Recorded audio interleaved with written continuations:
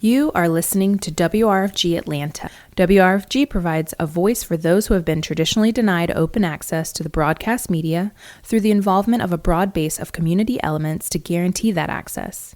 In the utilization of the facilities and its programs, the following communities will receive first priority: those who continue to be denied free and open access to the broadcast media, and those who suffer oppression or exploitation based upon class, race, sex, age, creed, disability, sexual orientation, or immigrant status. My name is Heather Gray. The program is Just Peace. I'm here with co-producer Ernest Dunkley. And this evening, I'm pleased to say we're going to be talking with Alex Steinberg, who is, in fact, the chair of the board of Pacifica, the Pacifica National Board. And he is associated with WBAI in New York. I want to also tell Alex, I think he probably knows this, and also the audience out there listening, that WRFG in Atlanta was created largely thanks to WBAI. The founders, Harlan and Barbara Joy, were in New York in the 1960s, Alex. I think you know this, right? And Yeah. they heard WBAI and were so impressed, and they realized we need to have something like that in Atlanta, Georgia. So they came back and they started the creation of WRFG, went on the air in 1972. And it was thanks to WBAI. So I need to absolutely mention that. So Alex, would you tell us a little bit about yourself and your background, how you got involved with radio and so forth? Well, I first got involved, like most people, as a listener. I started listening to WBAI. I don't really remember when, but I guess it was sometime during the Vietnam War. So it goes back quite a few decades, and they were one of the few voices that was raising opposition to the war. And I grew up listening to some of the legendary characters that we used to have on WBAI, like Bob Fass, who recently passed away. There were a host of others. Anyway, so I was a listener for a number of years. I didn't have anything to do with Pacifica or didn't know anything about how it was run or any of that stuff. But then what happened was there was a crisis in the late 90s and the early 2000s when there was a movement of listeners against the old board. The old board was a self-selecting board.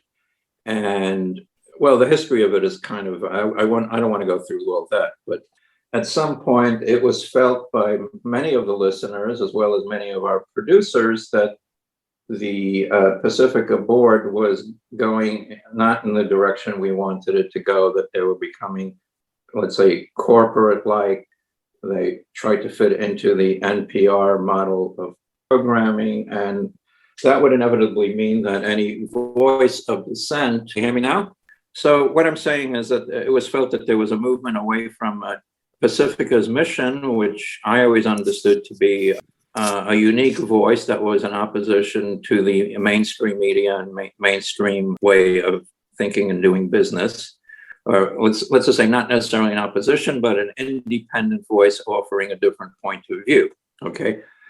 So there was this enormous movement of listeners for something called democracy.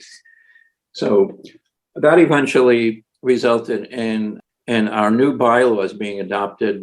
This was in the period between 2001 and 2003. And the new bylaws created an elected governance board, both at the local level and on the national level, and gave certain authority to the local boards to make recommendations as far as programming, to evaluate local management, and to reach out to the communities it's supposed to be serving. And that's been our structure ever since. Now, I originally wasn't intending to get involved in all that political stuff. I mean, I've always been political. I've been a socialist for many years. And in my other life, I am an educator and an author.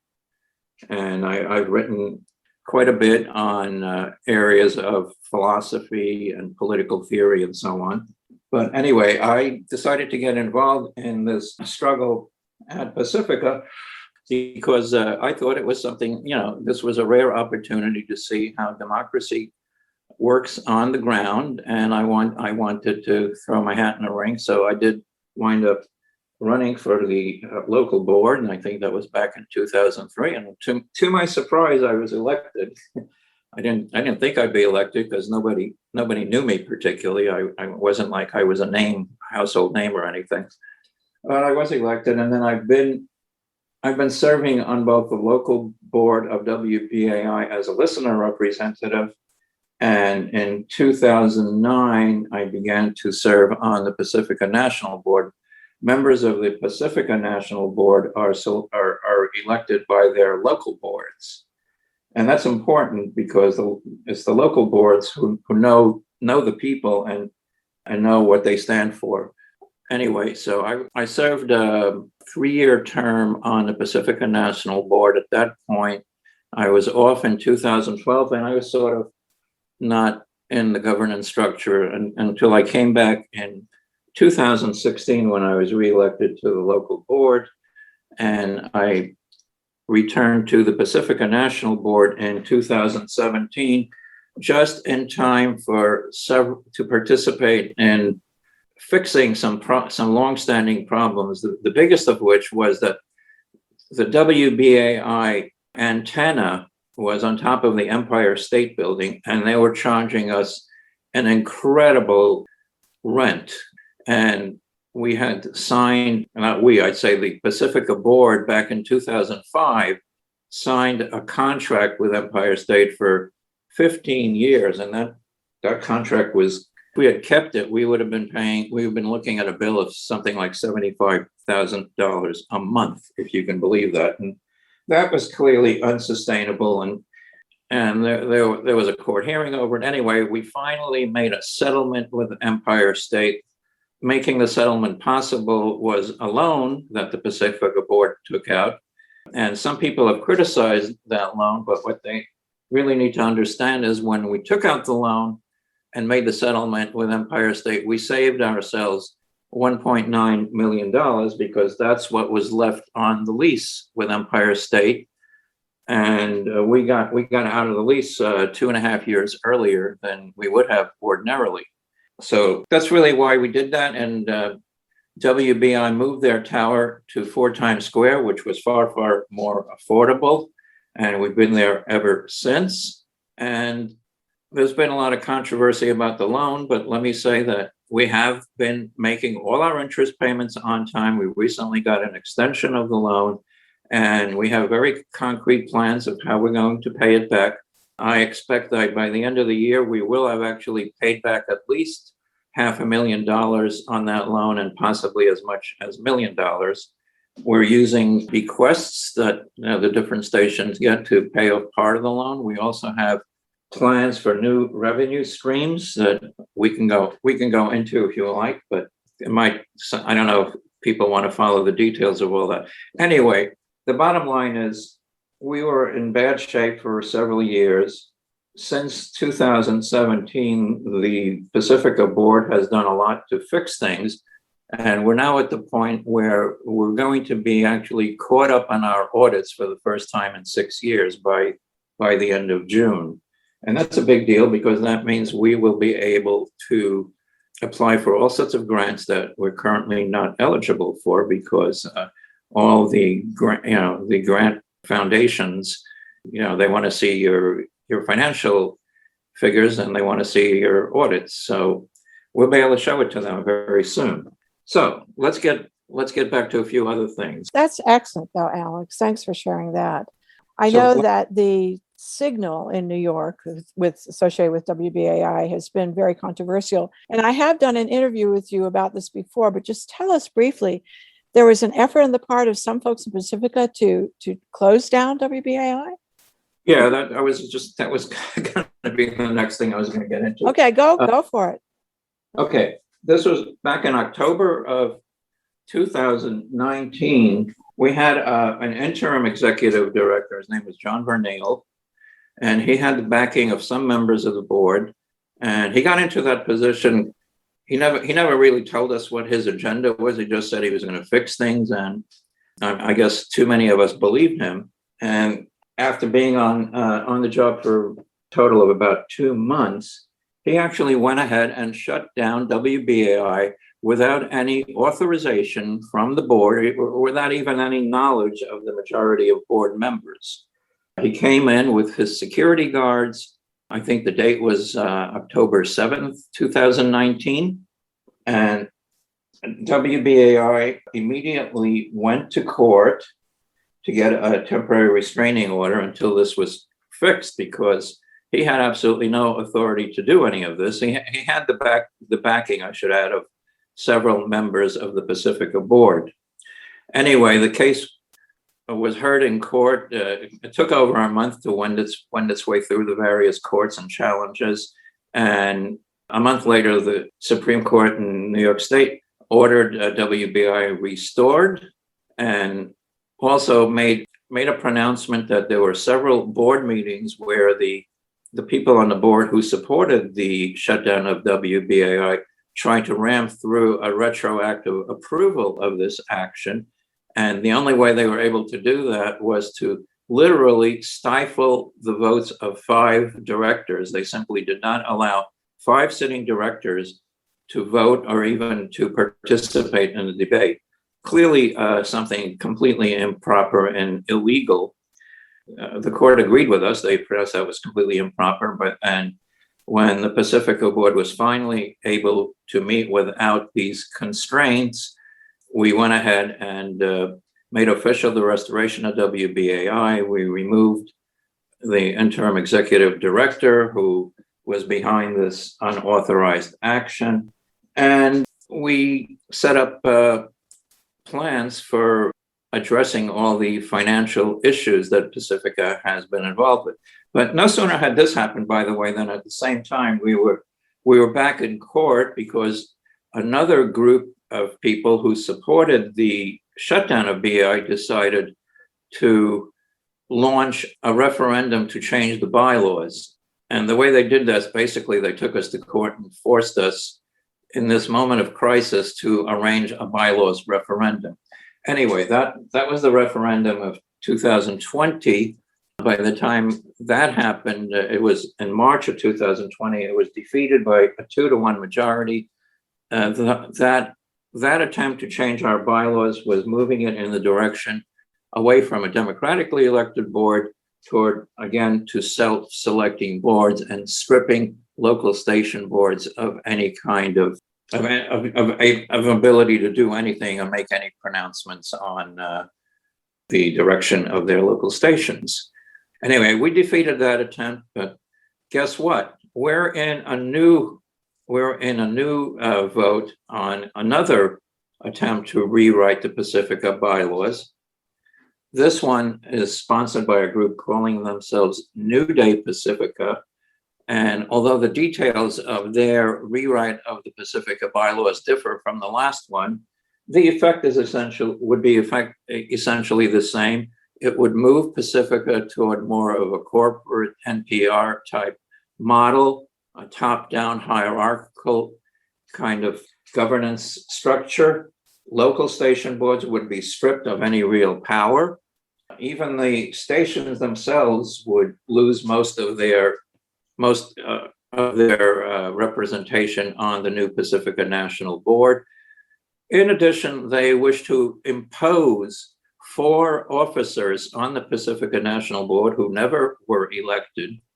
They will just be imposed on Pacifica by fiat should this referendum win. And the voting on that referendum is going on right now. And as you can imagine, there's been a lot of turmoil and around this, and I've been very, very vocal. As the chair of the Pacifica board, I try to make sure that whatever debates happen over this are conducted fairly and objectively. But I also have a position on it, and my position is very clear. I've been opposed to this rewrite of our bylaws from the beginning. I think if it ever passes, it will be the beginning of the end of Pacifica and would be a huge, huge blow to community radio. It would really damage the Pacifica affiliates. And I think that the effect of it would be, it's really hard to even estimate. So I'll leave it to you to follow up with further questions. Well, let me ask you this, Alex. So you're saying it would be harmful to the affiliates. Why are you saying that? Well, because Pacifica is a major sort of a hub for much of the community radio that goes on in this country. That includes the affiliates, but it's even beyond the affiliates. There are many community stations, some of them may not even be officially affiliate, that look to Pacifica to set a tone for the whole media and the relationship of media to the powers that be. And if Pacifica changes its tone, if Pacifica becomes more corporate-like and more like NPR, and I could say a lot about NPR. I don't hate NPR or anything like that. I think there is some fine programming to be found on NPR. But let's face it, they're not the place I go to when I want to hear a dissident voice to the powers that be. If I want to hear a radical criticism of the Biden administration, for instance, I wouldn't be going to NPR for that. I would be turning to the Pacifica stations. Sometimes they're on the mark, sometimes they're not, but at least they make an effort.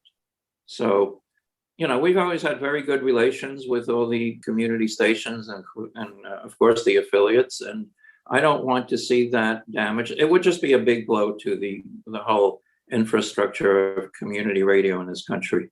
Alex, I want to go into some more details actually about what the New Day is attempting to do, but I would also like your opinion as to why they clearly feel threatened or something by the democratic process within the Pacifica Network. What's happening here? Why are they wanting to do this? Well, okay, here you have to distinguish. You have to make a distinction between many people who sincerely believe that these bylaws amendments are somehow going to help Pacifica. I think you have to distinguish those people from the people that are behind this effort. I believe, and I'll go on record and say so, I believe the people behind this effort are, in fact, enemies of Pacifica. They're enemies of community radio. They wish to emasculate Pacifica and rebuild it as really an echo chamber for a politics that's less radical, that's pointedly not anti-imperialist, that will not stand up against against all those mainstream figures that, for instance, are cheering on the persecution of someone like Julian Assange. I think that's what they want to do. They're uncomfortable with that kind of position of Pacifica, and I think their rationale for the bylaws change, they always say, Pacifica is broken financially, we need to change it, let's change these bylaws. The problem is there's a huge disconnect. Pacifica does have financial problems. It's not broken, that's complete nonsense. It has financial problems. We've been addressing those financial problems, and in fact, it's in better financial shape than it's been in the last 3 or 4 years today. That's basically their sole rationale for this change they propose, but they never tell us why a change in the bylaws is somehow going to fix Pacifica's finances. It's complete nonsense.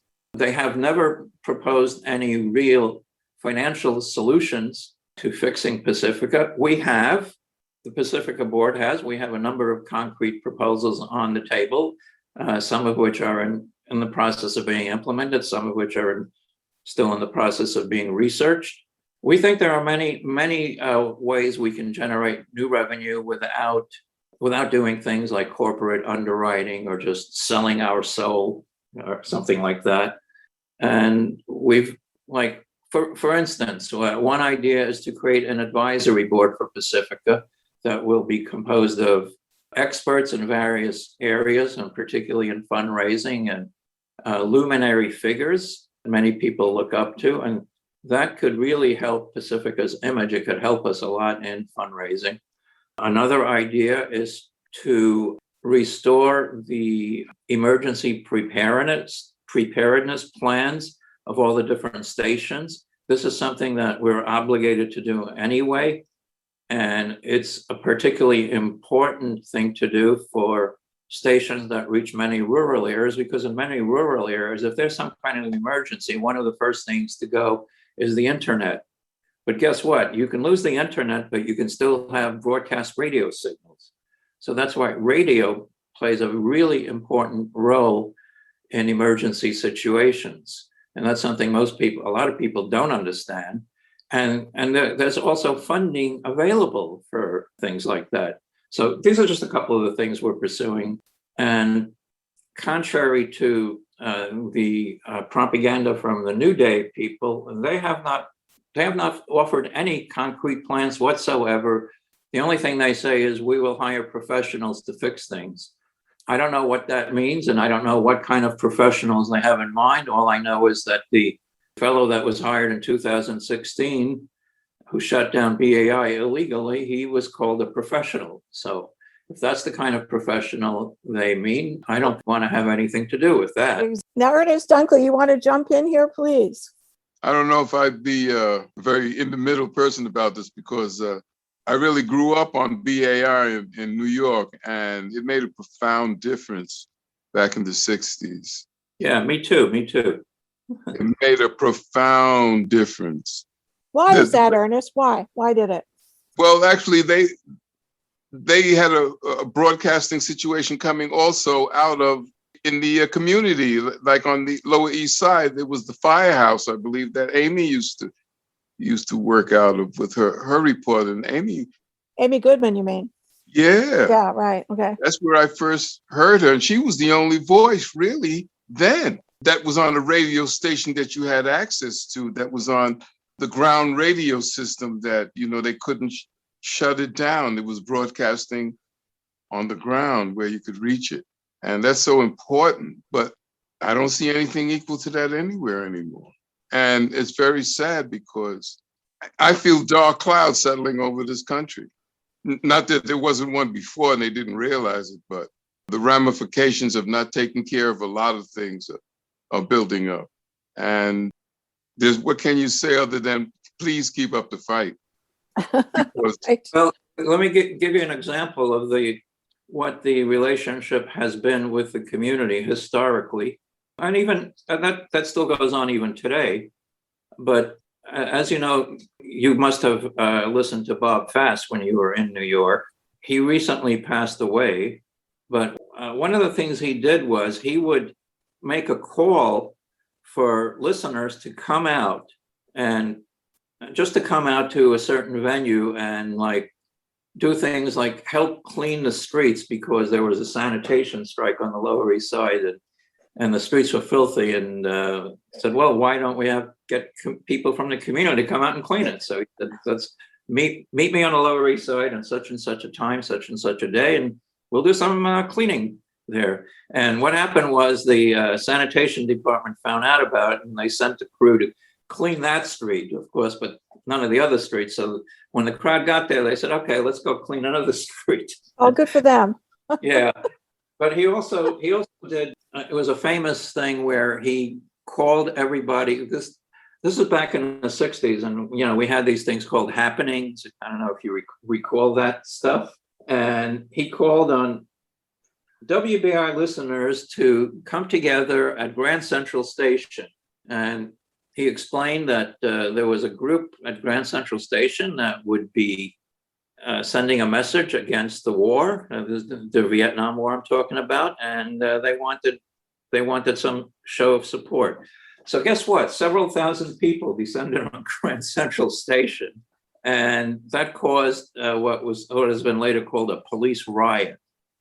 The police turned viciously on that crowd, and lots of people were clubbed and beaten and arrested. Anyway, it's an episode that's made famous. It's been documented. There's a documentary about Bob Fast called Radio Unnameable, and if you can catch it, I sincerely hope you get a chance to see it. You're listening to the Just Peace program on WRFG Atlanta. He also, on another occasion, by the way, organized a happening at Kennedy Airport. It had another name at the time, but he said, let's come down to the one of the terminals. It might have been the Pan American terminal. Oh no, I think it was the TWA terminal. It's a famous terminal. And again, I don't know if it was thousands or hundreds, but Kennedy Airport's not so easy to get to. And in those days, there was no subway that went there or anything.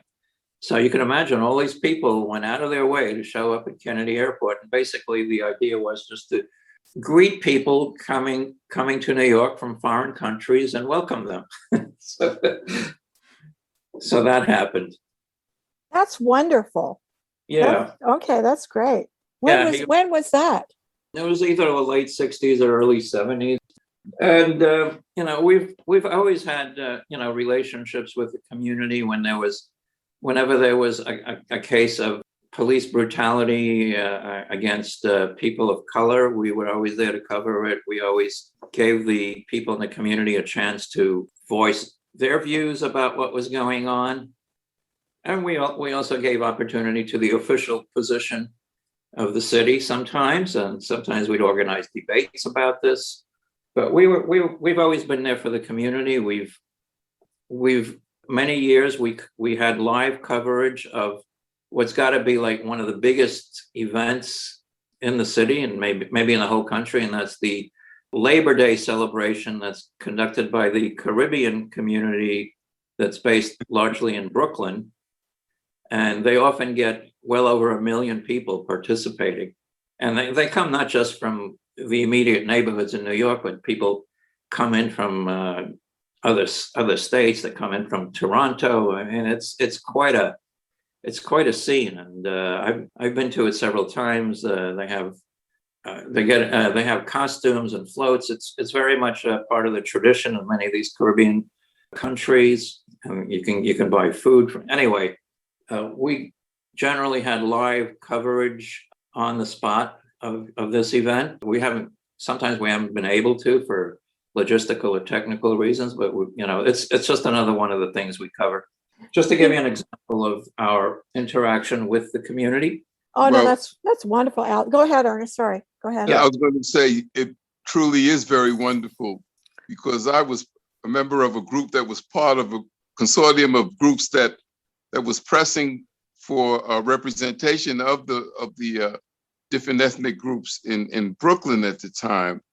And we were even trying to have art hung in the museum there at the Brooklyn Museum. So as a result of it, they opened up a community museum in a wing somewhere. But the big thing was the allowing of that parade. And that's how that parade really was put out there. And to see it grow from the first parade that I saw to the fantastic thing that it is today is like, wow, unbelievable. And thank you, BAI. Yeah. And we've done a lot at BAI with a very limited staff. The BAI staff is 1/3 or 1/4 of the size of the staff at the Pacifica, California stations. But we've managed to pull together some really good programming. We've maintained our ties to the community. We have a programming grid it's not everybody is going to like every program, and there are certainly a bunch of programs I don't particularly care for. But I have to say that there are some really good quality programs on our programming grid that you really can't find anywhere else. And often sometimes I listen just to get a feeling for some area of culture that I ordinarily don't come into contact with. I'm a white male living in Brooklyn and Manhattan, but so sometimes my perspective is a little limited. So I go to WBAI to broaden that perspective. Okay. Yeah. So, one of the things I'm often calling community radio the voice of the people. And the thing that it so impresses me about this, Alex, is that it's not just an opportunity for people in the community to have a voice. In most community radio stations, actually, including WRFG, we don't pay any producers at all, right? They're volunteers but they are reporting on the community, and they're providing the opportunity for people to come into the studio. I'm hoping we can get back into the studio soon. We can't do it right now because of COVID, but come into the studio and express their concerns and whatever issues they might be working on. Really is the voice of the people, but that includes also the representation on the committees and the boards and so forth. You know, they are representing the community as well. This is what concerns me about what New Day is attempting to do, which is to take that representation of the community away, it seems to me, or members of the board that are elected by the community itself, those who are working in the various community radio stations. I don't know if that makes sense, but that concerns me, because I agree with you. If this New Day proposal happens to win, it does completely, in my opinion, undermine the most important radio entity that we have in the United States and or the world for that matter, which is Pacifica Radio, and the incredible inspiration and role it's played in providing this opportunity for the people to have a voice. So, all right, respond to that, Alex. I fully agree. I think what the New Day, again, not New Day. I respect the fact that people have opinions about this, and they want to vote this way or that way. I have pretty good evidence that their intention is to move in a corporate direction. And one of the things they really want to do is to shut down WBAI. They want to finish the job that was begun in 2019 and that we managed to beat back. I'm absolutely convinced of it. And it's not too hard to figure it out. One of the people of their proposed officers, Jan Goodman, she's supposed to be the new vice chair of the Pacifica board if this thing goes through without ever being elected, by the way. Exactly. She was a very enthusiastic supporter of the shutdown of WBAI. She was also an enthusiastic of the last attempt to rewrite our bylaws. Another person who's one of the proposed officers, Aki Tanaka, he's a former secretary of the Pacifica board and is currently a member of the local board at KPFA, our Berkeley station. He was another enthusiastic supporter of the shutdown of WBAI and another enthusiastic supporter of the last bylaws referendum. So, they will say publicly they're against shutting down WBAI, but with that kind of track record, you have to really ask questions. You have to look at what people do and not simply what they say they're going to do. These people have a history and they have to be held accountable to that history. That absolutely makes sense. Well, tell us again, we've had a few programs actually about what's happening with Pacifica, but how does this work? The people who will be voting are on this referendum, which is going on right now in June. When is the vote over? It's at the end of the month, right? The vote is due to end July 7th. It's going on right now. It began on June 7th. And members of the different stations are eligible to vote. And they had to have become a member by the record date, whatever. I forget what that was, but it was shortly before the referendum went into action. They had to have been a member for some time in the previous 365 days. Anyway, so there's about 35 to 40,000 people that are going to be voting, and they're voting by station. And also, there's actually two votes going on at the same time. There's a vote by the listener members of the different stations. I am, for instance, a listener member of WBAI, but we also have staff members of the different stations, and staff includes people who get paid as well as volunteers. So the bylaws rewrite has to win a majority of both listener members and staff members if it's going to be implemented. As I said, the last time around, the referendum that we defeated in March, it was defeated among the listeners by a 2-to-1 majority and among staff by a 2-to-1 majority. I'm hopeful that the results will be similar this time around. So, but I am of course concerned because they've been spreading a lot of misinformation that may cause some people to get confused. Like what? Well, one of the things they're doing is they are trying to undermine the integrity of the very election that they put into operation. They are already saying that the election is rigged, that votes from their side are being suppressed. They're making all sorts of allegations that there's a corrupt process in this election that's weighed against them. So this is, I mean, you cannot help but make some analogies between what they're doing in this election and what Mr. Trump was doing in the presidential election. Why do you say that? Because he was trying to poison the well about the election long before the election even happened. He was saying if he loses, it's because people were cheating. And that's essentially what New Day Pacifica is now saying. And I find that really completely reprehensible, because this is not just about whether people want some new bylaws or not. It challenges the very integrity of our election process. It challenges the integrity of Pacifica. They are doing damage to Pacifica by spreading these kind of rumors and innuendos. Well, one of the things, Alex, that impresses me also about this election and what Pacifica has done is that there is an individual who is neutral, quote unquote, right? And she is monitoring the election, an election supervisor, right? Would you tell us a little bit about that briefly? That's correct. It's actually in our bylaws that when we have, normally this is for elections for delegates to the local board, we have an election supervisor whose job it is to make sure that the election process is fair. Okay. And she doesn't answer to anyone. She doesn't even answer to the Pacifica board, actually. She's supposed to be completely autonomous. She can only be fired by the executive director of Pacifica. But otherwise, she's given a free hand to run the election to make sure it's fair. And of course, we make sure we pick someone who can do that job.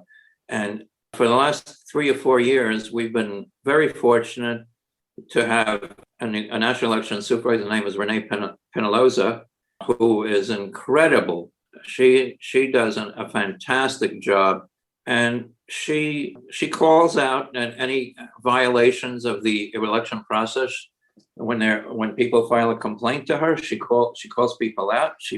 She may, at her discretion, adjudicate a situation and even propose some kind of a disciplinary thing. One of the most common things is sometimes some of the people on the air get carried away and use their program to support either one person or another, if it's an election, or one position or another in the case of a referendum.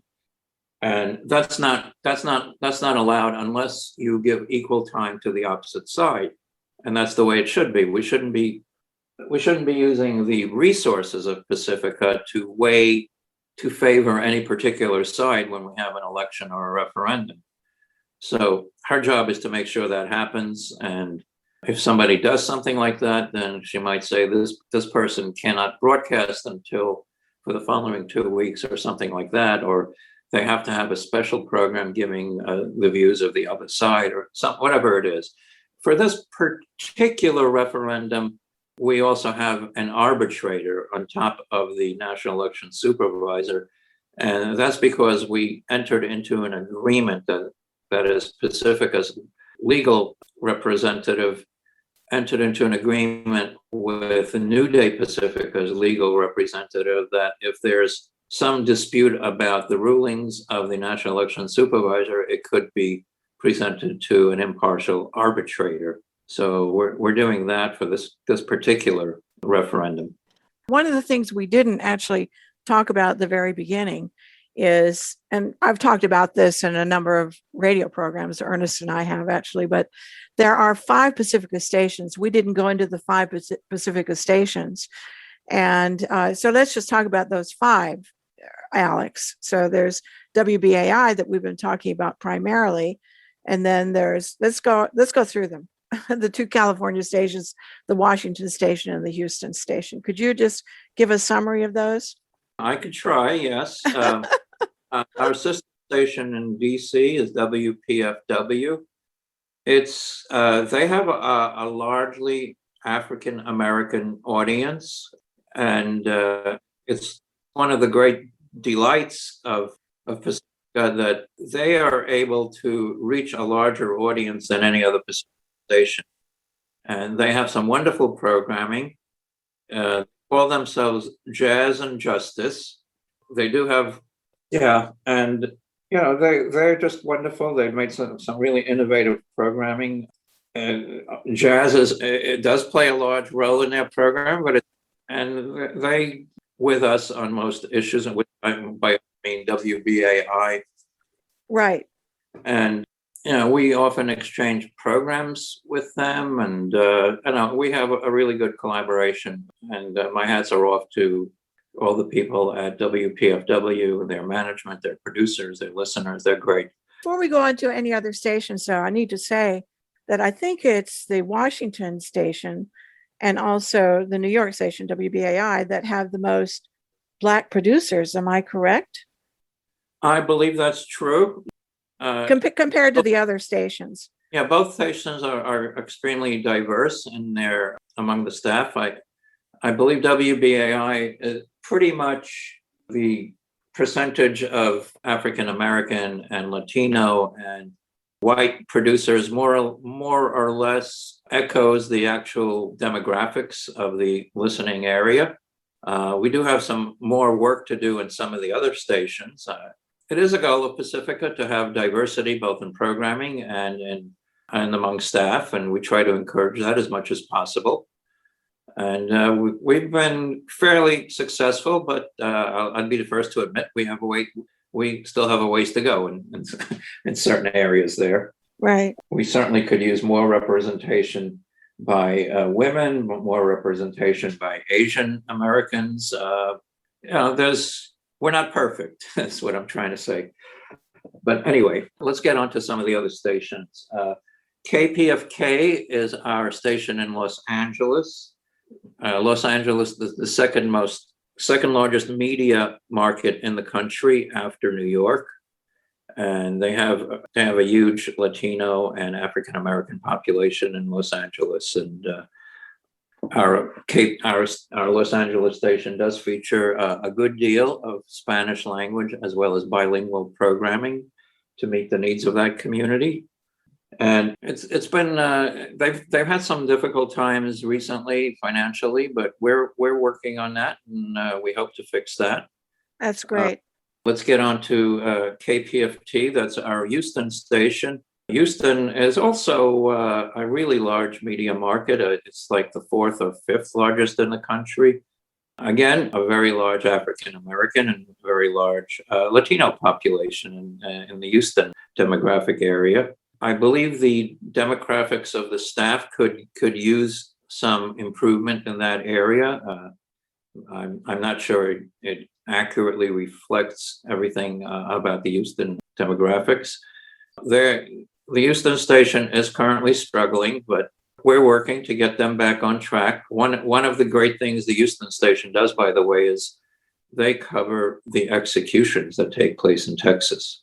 They often do it live while it's happening. Is that right? Yes. People should be informed about what it is that the state does, the brutality of the state, and it's the horrendous conditions that people and especially the Black and Latino people face in different parts of Texas. As you know, Texas is one of the strong points of the extreme right wing in this country, but there's also a revival of opposition to that in Texas, and we'll see where that goes. And I'm hoping our Houston station will be part of that dialogue. Well, just so the listeners know, of course, it has quite a reputation for being incredibly diverse in its programming and so forth. And this is one of the reasons why decades ago, the Klan actually attacked the station. That was really something. So they bombed the station. They bombed the station. Yeah. Yeah. And I believe it was more than once too. Okay. Yeah. So that's kind of unique. I don't think any other station in this country ever had that happen. Yeah. So we're very proud of that history from our Houston station. And then anyway, let's get down to KPFA. KPFA was the original Pacifica station. It was founded by Lou Hill in 1949, and that's how Pacifica got going. And what can I say about KPFA? It's legendary. I mean, it was the original home to many voices that later became world famous. It used to broadcast people like Alan Watts.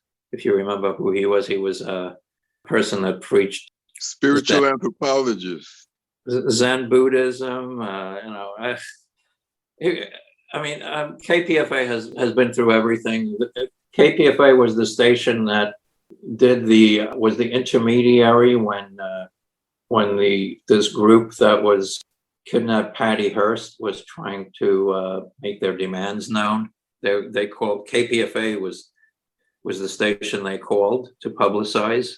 Wow. I mean, KPFA has been there throughout, and it was at KPFA where the current listener movement that created our new democratic bylaws began, actually, and around in the late 90s, when there was actually a threat to turn KPFA into more of a corporate NPR style station.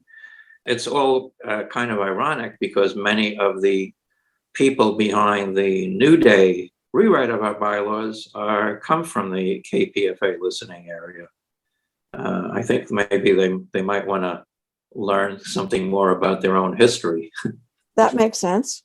The other thing that I keep repeating actually on some of these programs about Pacifica Radio is the archival materials that are available at Pacifica as well. It's just remarkable that Pacifica has collected all these speeches and so forth by progressives, by Dr. King, whatever. It's just wonderful.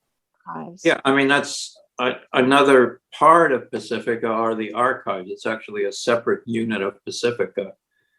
And the archives are really a treasure trove of historical audio. And you can find things there that you cannot find anywhere else. It's really it's really a national treasure. Absolutely. It's just remarkable. All right. So Ernest Dunkley, you going to jump in here? Oh, I think you did a good job this time, Heather. Well, it's Alex who's doing the good job here, explaining so much. And with such vast knowledge about the history of Pacifica and just radio, Alex, thanks so much for all your great work, really. So, well, thank you, Heather. I appreciate compliments, but I'd like to compliment you. You're doing quite a good job yourself on the Pacifica board and reaching out to the affiliates.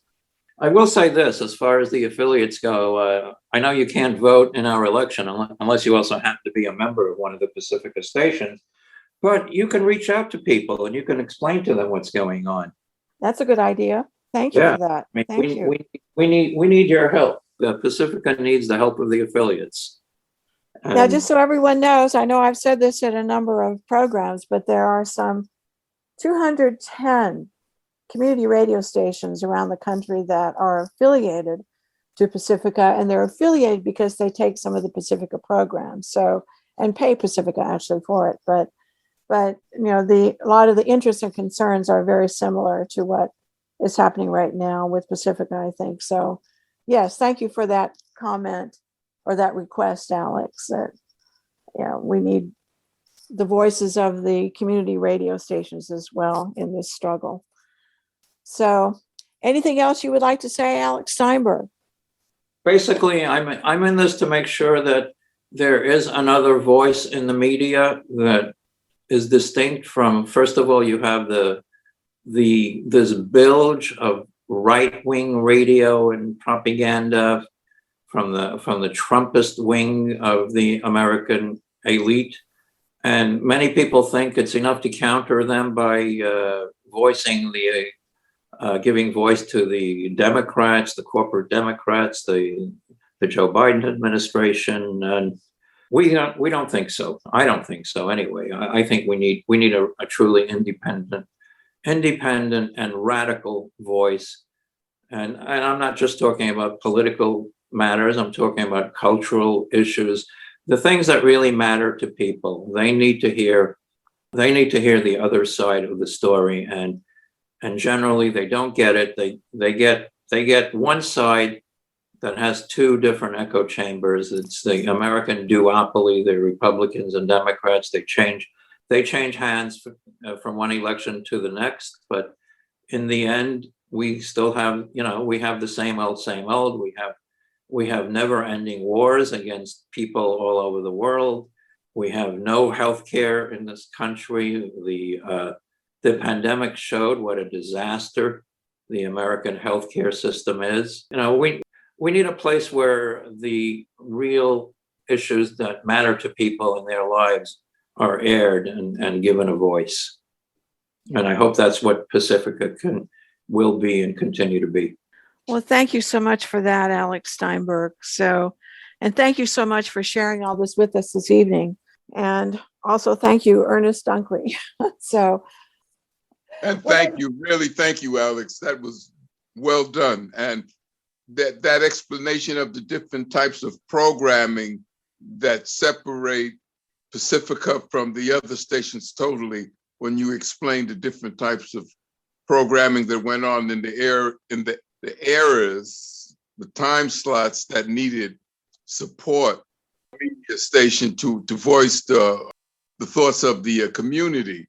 And you really delivered a picture that hasn't been delivered before as to what separates Pacifica from all the other guys. I tried. And you did well. Thank you. Thank you.